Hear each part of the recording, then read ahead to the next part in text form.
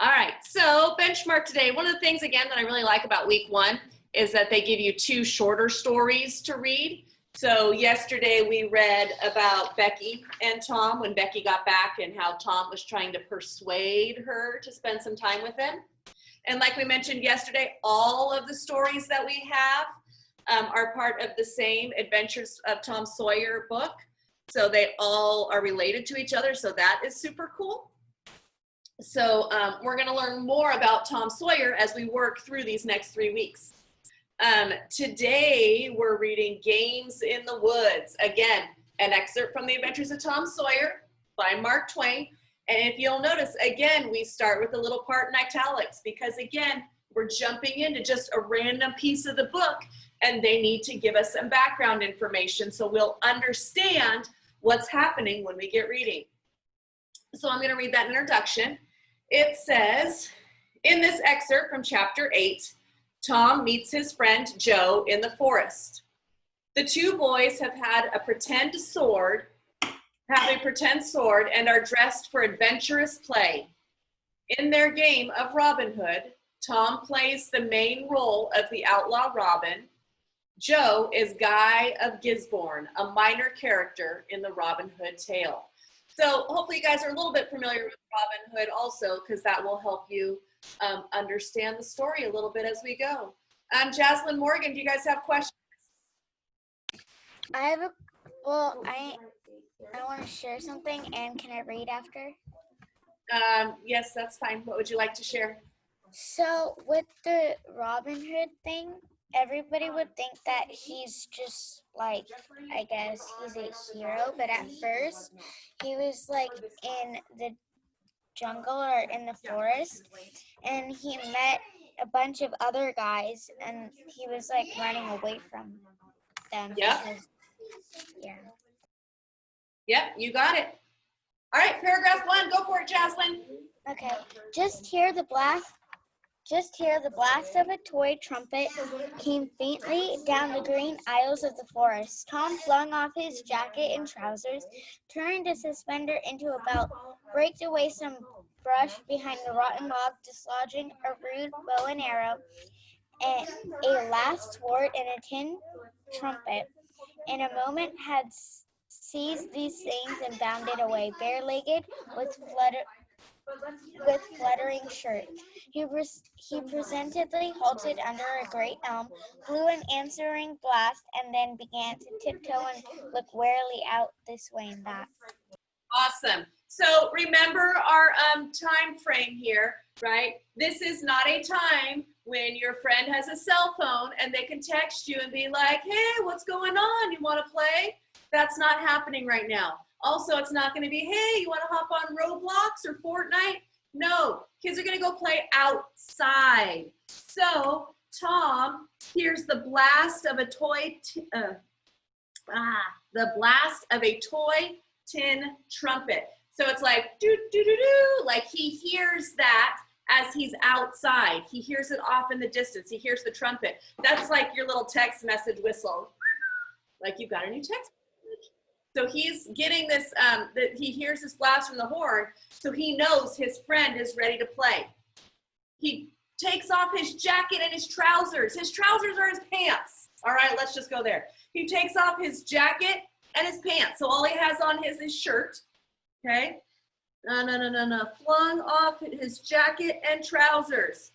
He turns his suspenders into a belt. Suspenders are those things that go from the front of your pants over your shoulder to the back of your pants to help hold your pants up. So he's going to take those suspenders and tie them around his waist like a belt.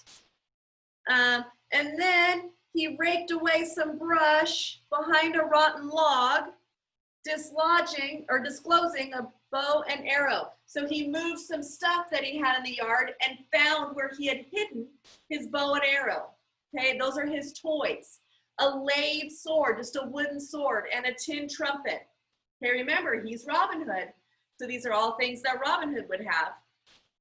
And he takes off running. Okay, it's not going to be, hey, Mom, can you drive me over to Joe's house so we can play? No, he takes off running into the forest to go find his friend. He stops along the way and he blew an answering blast. So he's got his trumpet and he gets into the woods and he blows his little doo doo doo doo. So his friend knows that he's coming to play with him, okay? And I really like the pictures, right? So this kind of shows you, you know, they took off their pants, they took off their jackets, they've got just their shirts on, they've tied their suspenders around their waist like a belt, okay? Whew. So that's kind of setting the scene. So let's summarize these key events that we've already noted here in this story. So Tom, here's a trumpet blast. Again, you should be writing what I'm writing, and or at least writing something. Prepares for a pretend battle. Right? He hears his friend, he gets the message from his friend that it's time to play. He hears that trumpet blast, and then he gets ready for this battle that they're gonna have. How do we know it's a battle? He grabs a bow and arrow, he grabs a sword, right? Those are things that you take to play with if you're gonna have a tea party. Okay, those are things that you take to a battle. Diesel, do you have a question? Yeah. Okay. It's kind of a comment. So I recognize that in the picture on the log that they put down their pants. And another thing that, do you really think that they would actually take off their pants and show their privates and butt? No, they would obviously have underwear. So Right, nobody said they didn't have underwear on. you did. You said they only had the shirt. I meant they didn't have pants on. Okay. Okay. Morgan, do you have a question? No, I just wanted to read. Okay. Jordan, do you have a question? No. All right. Morgan, you're up. Go ahead and read. Oh, let's go 2, 3, 4. He said cautiously to an imaginary company, "Hold, my merry men, keep hid till I blow." Now appeared Joe Harper as airily clad and elaborately armed as Tom. Tom called, Okay. Yep. Pause there. So Tom is out, right? He's run. He's gotten part of the way out into the forest. He blows his trumpet, and then he turns to his group of people, his merrily men that are going with him. Are there really merrily men there with him? No. These are imaginary. They're playing a game. So he tells all of his soldiers, all of his friends, hey, stop there and wait until you hear me blow the horn. Okay? And then Joe Harper jumps out of the bushes and airily clad. That means he is dressed the same way as Tom is. Very airy, meaning he doesn't have his pants on either. And elaborately armed. So he's got his sword and bow and arrow, and he's ready for battle too. So Joe Harper has now appeared. Tom's friend Joe appears. You just said he turned and then I couldn't hear what you said. Okay. So our main part here is that now appeared Joe Harper, and that's Tom's friend. So that's what we want to know, that Tom's friend Joe appeared. Do me a favor, guys, and don't raise your hand if you want to read aloud until I ask for that. That way I know if hands are up for questions or if hands are up to read. Amaya, did you have a question? Yes. Okay. Can't remember it. All right. If you think of it, go ahead and throw it into the chat or raise your hand again. Okay. Jordan, pick up 5 through 9 for me. Hold, who comes here into Sherwood Forest without my pass? Guy of Gisborne. Gisborne wants no man's pass. Who art thou that dares to hold such language? Said Tom, prompting for the talk by the book from memory. Who art thou that dares to hold such language? I indeed, I am Robin Hood, the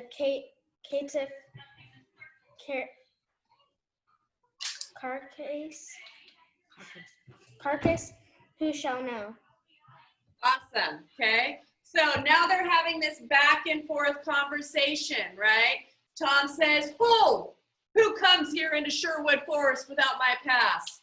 Right? If you're familiar with Robin Hood, you know that Robin Hood kind of runs Sherwood Forest, right? That's his territory. And he says, Guy of Gisborne wants no man's pass. Who art thou? So Joe was like, yep, my name is Guy of Gisborne. Who are you? But then Joe kind of starts to stumble. Who art thou that? And then Tom kind of whispers, dares to hold such language. You guys ever watch a movie so many times or read a book so many times that you can recite it line for line pretty much on your own? Like you know it that well? Mm-hmm. That's what's happening here. These two boys know the story of Robin Hood so well that they are acting out one of the scenes from the story. Okay? They're acting it out. So Joe forgot his line. He forgot what he was supposed to say next. So Tom is kind of prompting him. Dares to hold such language. That's what you're supposed to be saying. So then he remembers. Who art thou that dares to hold such language? He says, I indeed. I am Robin Hood. As thy caitiff carcass soon shall know. Caitiff carcass, that has that little footnote, right? That number 2. That tells us, I forgot about the number 1 on the other side. That tells us that there's a footnote. So it means it's the despicable person, like, as you despicable person, as you, like you're an unworthy person, you're not a nice person, shall soon find out.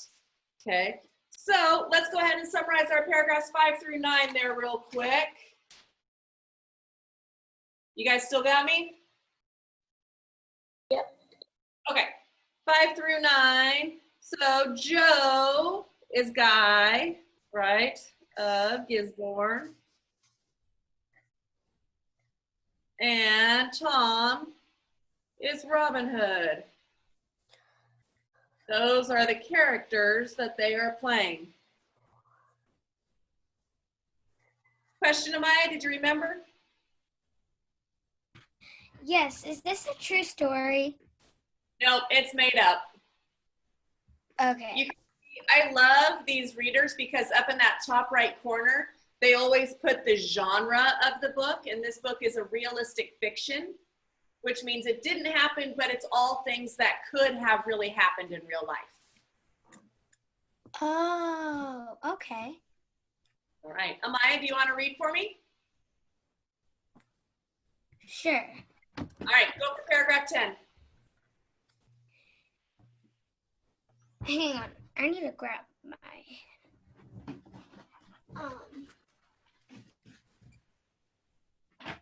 I think I'm on the wrong book.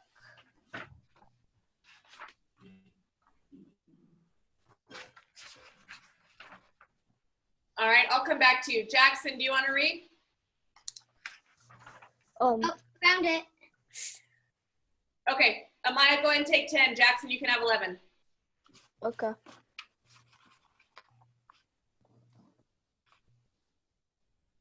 So paragraph 10 on Then thou. what? Go ahead. Then art thou.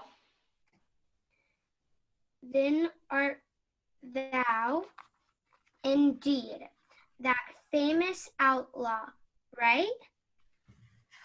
Gladly will I dispute with 3 the passes of the merry. Would have at 3. Good. Have at thee. So he's saying, hey, aren't you that famous outlaw? This is Guy of Gisborne saying this. Aren't you that famous outlaw? Ooh, I absolutely will try and pass through your woods.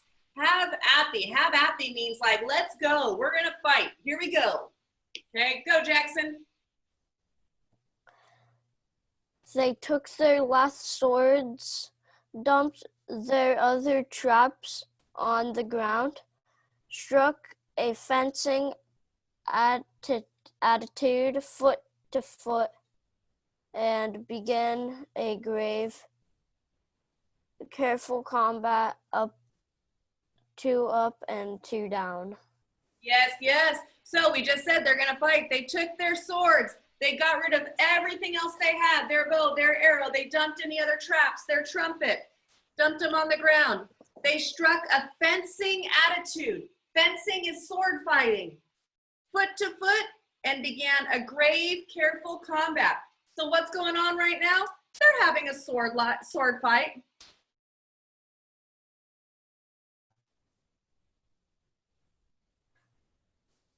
So yeah, if you watch the Olympics, you'll see fencing in the Olympics, and fencing is the sword fighting. Normally when you see it in the Olympics, they have like all white on and those like masks. And they do like that on guard where they stick their sword out in front and they've got the other hand back. And you can kind of see Tom and Joe are that way too.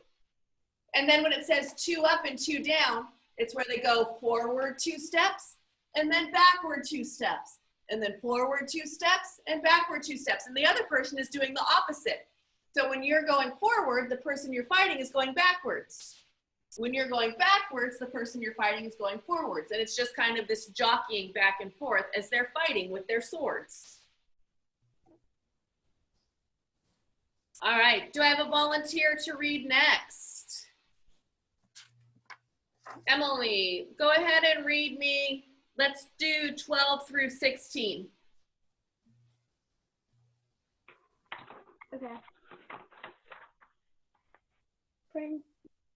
Presently, Tom says, "Now, if you got the hang, go it lively."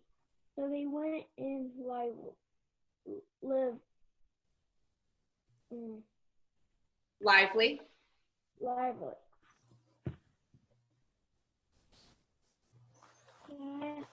Packing and pursuing with the work. By and by Tom shall fall.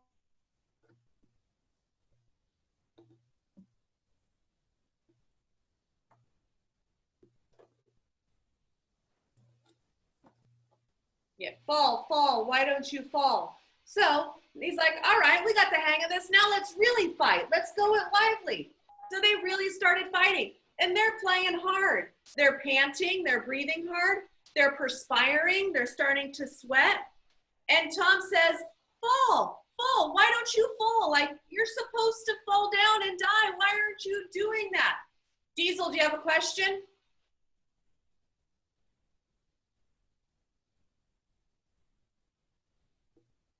I kind of just forgot it. Okay. Camden, do you have a question?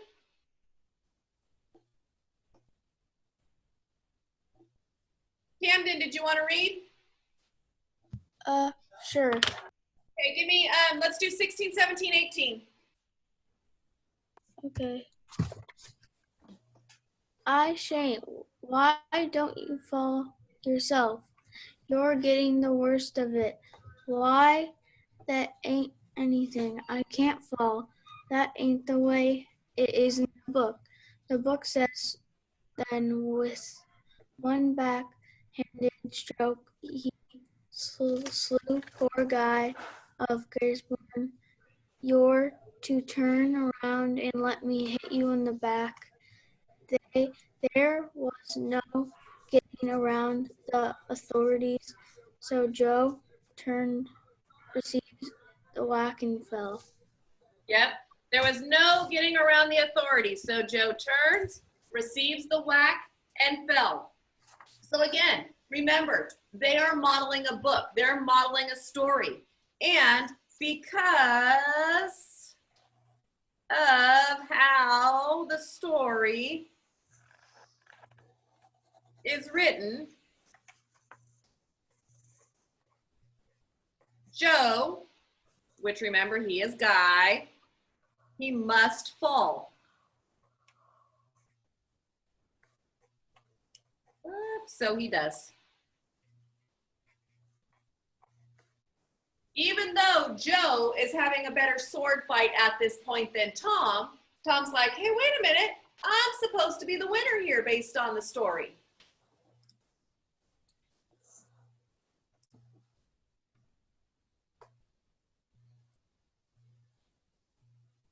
Do I have another volunteer to read? Hazel, did you want to read? Yeah. Okay, go ahead and give me 19 to 22. Okay. Now, said Joe, getting up, you got to let me kill you. That's fair. Why, I can't do that. It ain't in the book. Well, it's blamed mean, that's all. Well, say, Joe, you can't be Friar Tuck or Much the miller's son, and lam me with the quarterstaff, or I'll be the Sheriff of Nottingham, and you be Robin Hood a little while and kill me. Good. So Joe's like, all right, now it's my turn to be the winner. It's my turn to kill you. And Tom's like, but that's not how it's written in the book. That's not how we play it. So finally he says, all right, you be Robin Hood a little while and you can kill me. So Tom lets Joe take the part of Robin Hood.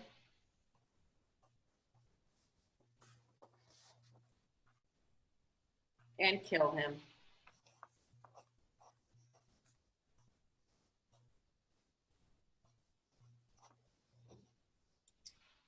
That was nice of him, wasn't it? Wait, I can't see the, thank you.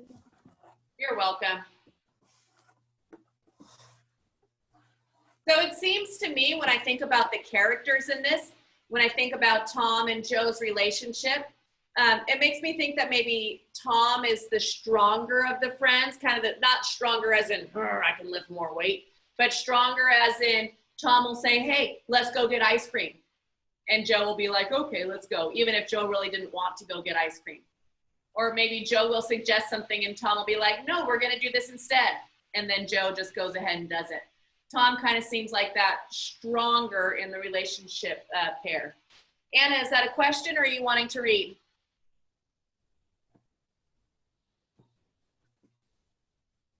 Sorry, I just wanted to read. Okay, give me 23, please. Okay. This was satisfactory. So these adventures were carried out. Then Tom became Robin Hood again and was allowed by the treacherous nun to bleed his strength away through his neglected wound. And at last, Joe,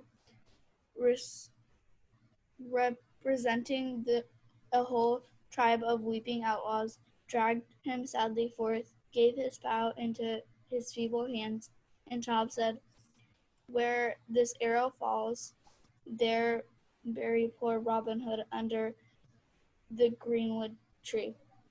Then he shot the arrow and fell back, and would have died, but he lit on a nettle and sprang up to gaily for corpse. Yep. All right, so he was happy, right? His friend Joe was happy that they got to switch roles for a little bit. Tom, but then that only lasted so long, right? And then Tom, of course, has to become Robin Hood again. He can't give up that main role for too long. And finally, after all of the battles and everything, finally, Robin Hood dies, okay? And he would have died this great dramatic death, right? Not a real death, but just pretending, acting. Except as he's falling back down when he's dying, he lands on a spiky plant. That's what they mean by, but he lit on a nettle and sprang up too gaily for a corpse. He lands on a spiky plant and jumps up like, ow, that got me, that hurt me, okay? So Tom plays Robin Hood again.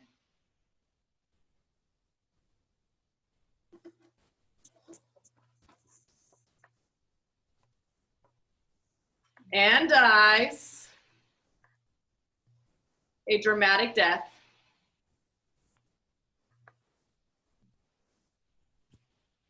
almost. If that darn pokey plant hadn't been in the way. All right, someone who hasn't read yet. Corey, do you want to read? No, thank you. All right. Do I have a volunteer to read? Can I read again? Nope, I'm looking for a new reader. Morgan, have you read? Yes. Okay, so Miguel, you take 24. Landon, you've got 25. Okay. The boys dressed themselves, hid their Accoutrements. accoutrements, and went off grieving that that were no outlaws anymore, and wondering what modern civilization could claim to have done to compensate for their loss. Good. So they got dressed, right? Again, they had to put those pants back on. They hid their accoutrements. Remember at the very beginning of the story how all of Tom's, his bow and arrow and his sword and his trumpet, they were all hidden by that rotten log in the ground? That's what it means by their accoutrements. So their bows and arrows, their traps, their swords, their horns, all of that. So they're going to hide all of their stuff so nobody else finds it. And then they go off grieving that there are no outlaws anymore. So the boys, they're done with their game. The boys end their game.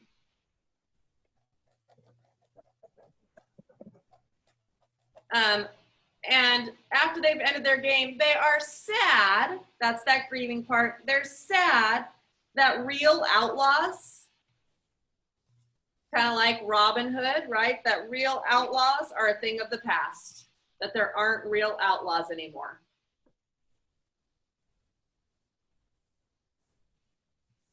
They're disappointed that there aren't people out there fighting with bows and arrows and swords all the time like there used to be. Landon, whenever you're ready, go ahead and wrap us up with 25.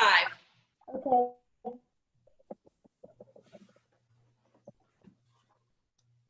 They said they would rather be outlaws a year in Sherwood Forest than president of the United States forever. Yep, these boys, they would rather be outlaws like Robin Hood than be the president of the United States. Kind of a fun little comparison there. All right, let's go ahead and take a look at what your slide looks like for today. Let's see, I've got so many things here. There we go. So day one was yesterday, right? We finished up day one. Oh, slow computer. So hopefully you answered those questions. We are on to day two. Day two has us comparing Tom's character in Becky Returns to his character in Games in the Wood. So think about, what kind of things was Tom interested in the first story that we read yesterday compared to what's he interested in this story. What's the major conflict in this story? So what is like that debate that's going on, the choices that they have to make? And then again, we're looking for an example of informal language, and you're writing it down exactly from the book. Just one example of informal language that comes exactly from the book, okay? I did have people asking, are we doing our groups today? Yes, we are.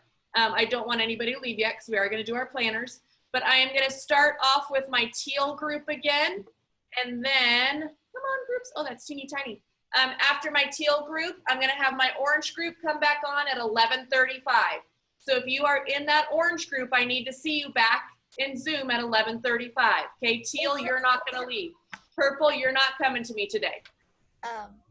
Okay, so teal, you're gonna stay. Orange, you're coming back to me at 11:35. Let's go ahead and grab out our planners.